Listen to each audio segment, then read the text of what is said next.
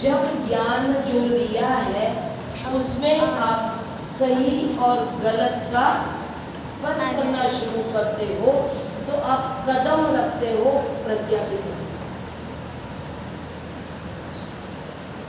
समझ में आ रहा है? प्रज्ञा समझते हो ना? ये प्रज्ञा का पॉइंट होता है।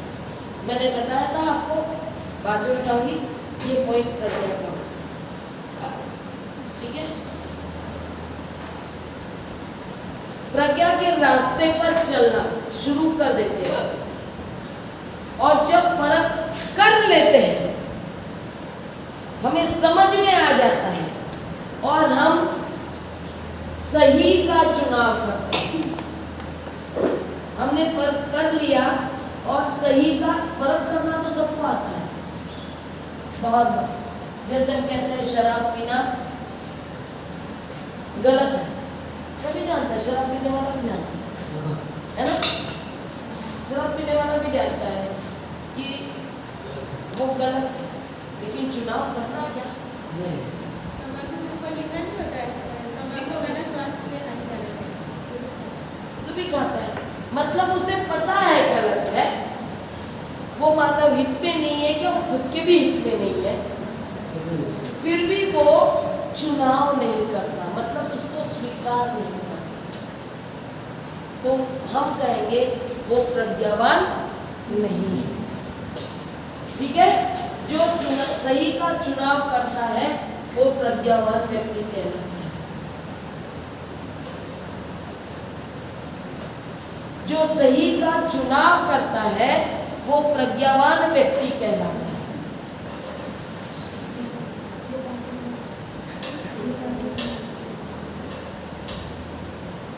समझ में आ रहा है? गलती समझ में आई? आपने सही और गलत को समझना ज्ञान कह दिया। ये ज्ञान के लेने के बाद की दूसरी स्टेप है। दूसरी स्टेप आती है, बिना ज्ञान लिए तुम प्रज्ञावान नहीं हो सकते। और सब ज्ञान लेकर ही प्रज्ञावान नहीं हो सकते हो, बल्कि उस ज्ञान को आपने समझना है सही है या गलत है। अब ये प्रज्ञावान हो गए तो सही गलत समझ रहे हैं, तब सही क्या है?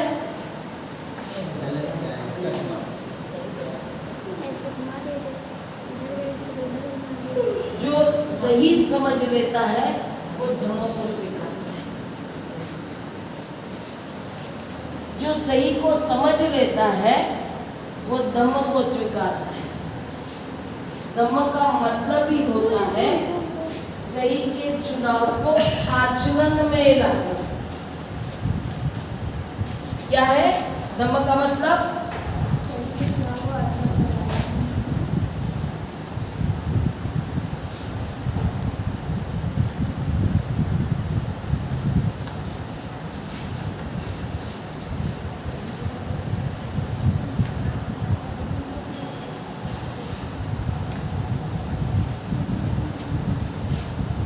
प्रज्ञावान हो गए हो लेकिन आचरण में नहीं ला रहे हो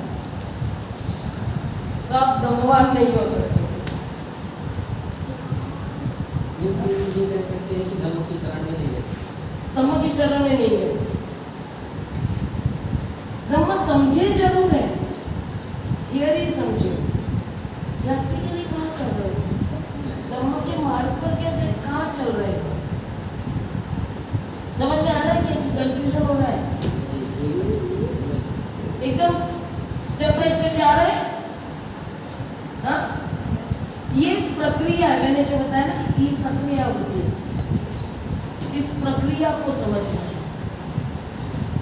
सही चुनाव को आचरण में लाना धम्म है, और सही चुनाव क्या है?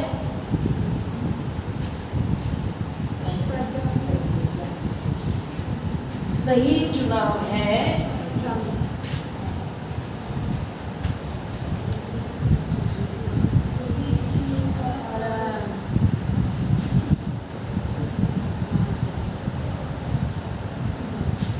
शील का पालन करना। सही चुनाव क्या है? शील का पालन। जो शील का पालन नहीं करता वो तो गलती है ना, वो अपराधी करेगा। वो ज्ञान को सही से लिया नहीं है, जो गलत ज्ञान है उसको उसने अपने जीवन में उतार दिया, गलत संगत में चला गया, उन्हीं के साथ में गलत आचरण में चला गया, यानी वो अपराध करने लगा। ठीक है? और जो सही का चुनाव किया उसने पूरे अपराध छोड़ दिए, यानी क्या किया उसने? शील का। जो शील का पालन कर रहा है वो दमक मार्ग पर चल रहा है धर्म से। वो दमक से। समझ में आ रहा है?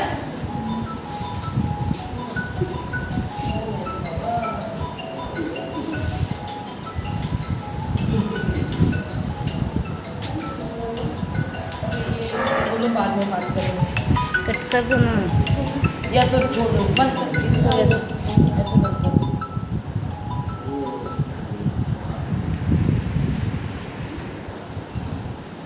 अब शील का पालन करने वाला व्यक्ति जो कभी अपराध नहीं करता है उसको क्या लगता है? उसका जीवन बहुत अच्छा होगा, उसके जीवन में सुख आ गया, उसके जीवन में शांति आ गई, कोई चिंता नहीं, कोई चिंता नहीं। समस्या आती रहेंगी, मैं समस्या की बात नहीं कर रही, जीवन तो समस्याओं से घिरा हुआ है ना? लेकिन उन समस्याओं का भी सामना शील का पालन करते हुए करते आना चाहिए। अगर शील का पालन करते हुए सामना नहीं कर सकते तो आपकी समस्या का समाधान नहीं हो सकता। ठीक है? समस्या आती रहेगी, आप कितने भी दम्भवान हो जाए, कितना भी शील का पालन करें, समस्या आते रहेगी। तो ये व्यक्ति जिसने जो शील का पालन कर रहा है वो कैसा व्यक्ति हो गया? एकदम नम्र, शालीन, जिसको हम शीलवान भी कहते हैं। और वो शीलवान व्यक्ति, वो नम्र व्यक्ति के अंदर इतनी करुणा आ जाती है, धम्म में करुणा नहीं, धम्म का पालन करने वाले में करुणा आ जाती है। जो शील का पालन करता है उसमें इतनी करुणा आ जाती है कि उसको लगता है ये शील का पालन करने से मेरा जीवन सुखी हुआ है, क्यों ना मैं दूसरे को भी बताऊं।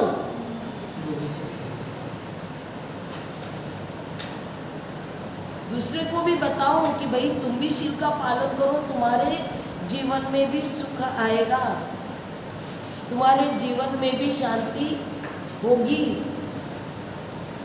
ये अलग बात है वो कितना सुनता है, लेकिन वो बताना नहीं छोड़ता।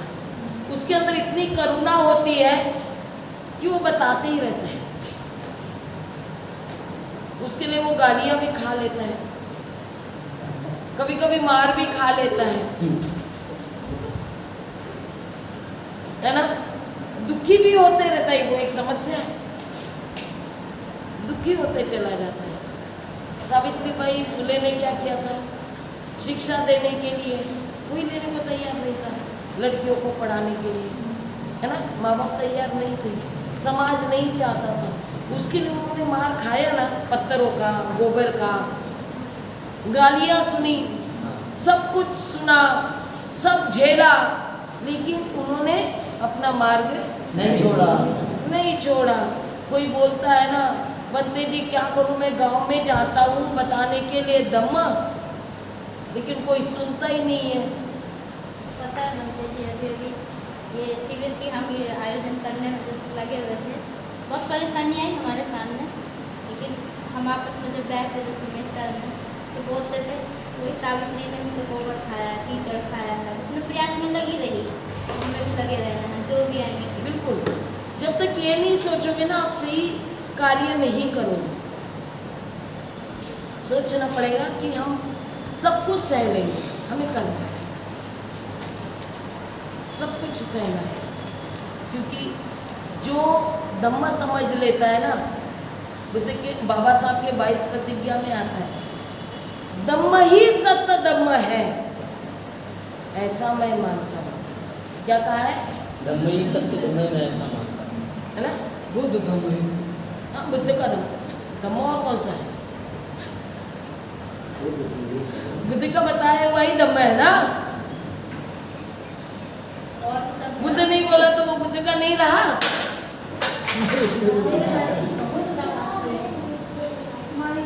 तो और सत्य धम्म का क्या मतलब होता है? मेरे अंदर दम्म है तो मैं उसका प्रचार करूं। मुझे जो अच्छाइयाँ मिली है मैं लोगों में बांटूं,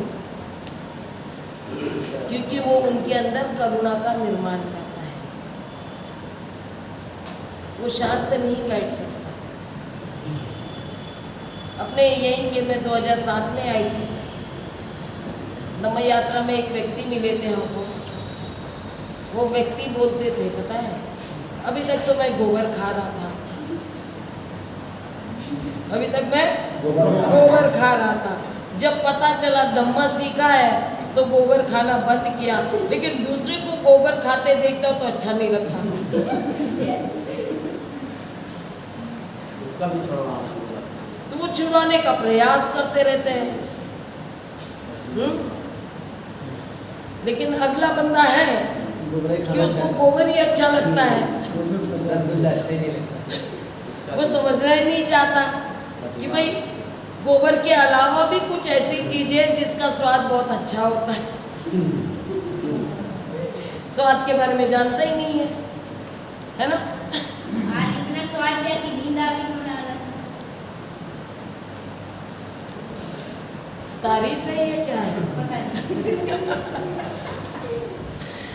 तो इससे क्या निर्माण हो रहा है हमारे अंदर? क्या निर्माण हो रहा है? करुणा। किस वजह से हुई? शिव का पालन करने शिव से। का पालन करने से। हम आगे वाले को समझते ही अज्ञानी है, इसको बता देना चाहिए कि तुम सही मार्ग पर चलो नहीं चल रहे। मैं जैसे सही मार्ग का इस्तेमाल कर रहा है, तुम भी करो। वो करुणा के माध्यम से करता है। वो करुणा, उसके ऊपर लोग कितना भी कीचड़ उछाले, गाली दे, वो करुणा में इतना रहता है कि उसको उसका असर ही नहीं होता। और ये करुणा क्या करती है? ये करुणा से वो मैत्री उत्पन्न करती है। मैत्री कैसी होती है? प्रेम से भरी हुई। नहीं, कल ही बात की थी, प्रेम दुख है। हाँ? नहीं पता दुख का चला। निर्माण होता है। हाँ? जिससे दुख का निर्माण आसक्ति हाँ। दुख का निर्माण होता है। प्रेम में आसक्ति होती है, दुख का निर्माण। मैत्री में दूसरों की चिंता होती है। मित्र हमेशा दूसरे मित्र के लिए चिंतित रहता है कि उसे कोई परेशानी ना हो, उसे कोई दुख ना हो। लेकिन प्रेम ऐसा होता है कि वो अपने ही बारे में सोचता है, उसकी अपेक्षाएं कुछ और होती है अगले व्यक्ति से। जैसे मैंने उदाहरण दिया था कि एक माँ इतनी प्रेम करती है अपने बेटे को कि वो अपने बेटे को कमाने के लिए या पढ़ाई करने के लिए अपने से दूर नहीं करना चाहती, जिसकी वजह से उसके बेटे का नुकसान भी होता है। होता है ऐसे या नहीं होता है? होता है। बहुत सारे बच्चे हमको मिले जो बताते हैं, बंदे जी हमें यहाँ का ऑफर आया था नौकरी का, नागपुर के पास कई मिले हैं, बोले हमें मुंबई जाना था, लेकिन माँ ने नहीं जाने दिया। बेटा मैं तुम्हारे बगैर कैसे रहूँगी, मत जाओ। और अभी तक बेरोजगार हूँ। नुकसान हो गया। किसकी वजह से हुआ? मैत्री से हुआ या प्रेम से हुआ? रमाबाई यही सोचती कि मैं तुम्हारे बगैर कैसे रहता हूँ, रहूं, तो क्या होता, बाबा साहब पढ़ने के लिए विदेश नहीं जा पाते। उनमें इतनी मैत्री थी कि बाबा साहब को विदेश में पढ़ाई करते समय कोई तकलीफ नहीं होनी चाहिए, इसलिए वो बहुत अलग अलग काम कर करके थोड़े थोड़े पैसे इकट्ठा करके बाबा साहब को भेजा करते थे। ये होती है चिंता, ये प्रेम नहीं है, यह मैत्री। ये सिर्फ बाबा साहब से मैत्री नहीं होती है, बाबा साहब के कार्य से उनकी मैत्री होती है। वो जानती है कि बाबा साहब किसके लिए कर रहे हैं, समाज के लिए कर रहे हैं, है ना, तो वो उसमें मदद करती है। तो हमें वैसी मैत्री करनी चाहिए। तो करुणा है तो मैत्री है, और ये मैत्री हमें 1 से 2, 2 से 3, 3 से 4 ऐसे करते करते हमारा संग बनते चला जाता है। क्या बनता है? संग कैसा होता है? मैत्री से भरा हुआ। मैत्री से भरा हुआ संग होता है। जहाँ पे मैत्री नहीं, वो संग टूटने में कोई देर नहीं लगेगी। बहुत सारे संगठन हैं, लेकिन बुद्ध और धम्म को समझे ही नहीं तो संघ कैसे बनेगा जी। बहुत से संगठन हैं, चाहे वो राजनीतिक हो, शैक्षणिक हो, चाहे धार्मिक हो, सभी संगठन में बुद्ध और धम्म को लिया ही नहीं गया, समझा ही नहीं गया, तो संघ कैसे सक्सेस होगा। आज हम बोलते हैं ना, हम में एकता नहीं दिखती, हम में एकता नहीं है। क्यों नहीं है? क्योंकि बुद्ध और धम्म समझे ही नहीं है। बुद्ध और धम्म समझे बगैर, बुद्ध और धम्म समझे बगैर मैत्री निर्माण नहीं हो रही है। और मैत्री निर्माण नहीं हो रही तो संगत भी बन रहा है तो स्वार्थ के लिए बन रहा है। जो भी आ रहा है एक स्वार्थ लेकर संघ में आ रहा है। स्वार्थ पूरा नहीं होता है तो संघ टूट जाता है। तीसरा व्यक्ति आता है, वो अपना स्वार्थ लेकर आता है, उसका स्वार्थ पूरा होता है, वो भी निकल जाता है। समझ रहे हो? बुद्ध धम्म संघ समझे। अब क्या है, ये जो मैत्री है ये संघ निर्माण करती है। अब संघ से कैसे रहे, संघ से कैसे रहे? अकेले के तो रहना आ गया, अकेले अकेले रहना आ गया। शिव का पालन कर रहे हैं, अकेले अकेले बहुत सुखी है, अच्छे हैं, बताते भी है लोगों को, अपना कार्य भी करते हैं। लेकिन संगठन में रहकर काम करना है तो क्या करना पड़ेगा? वो उसका भी ज्ञान प्राप्त करना पड़ेगा। वापस कहाँ आता है? ज्ञान से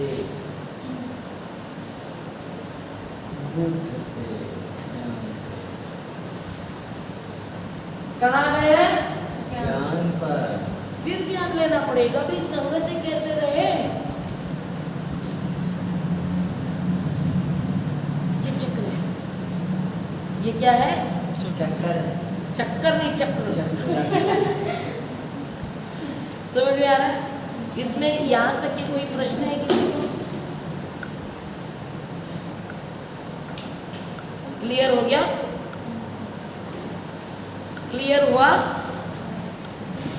और कोई प्रश्न? चलिए इस पर चिंतन कीजिए, फिर हमको बताइए कि कितना समझे हो, क्योंकि कल फिर से रिकैप होने वाला है।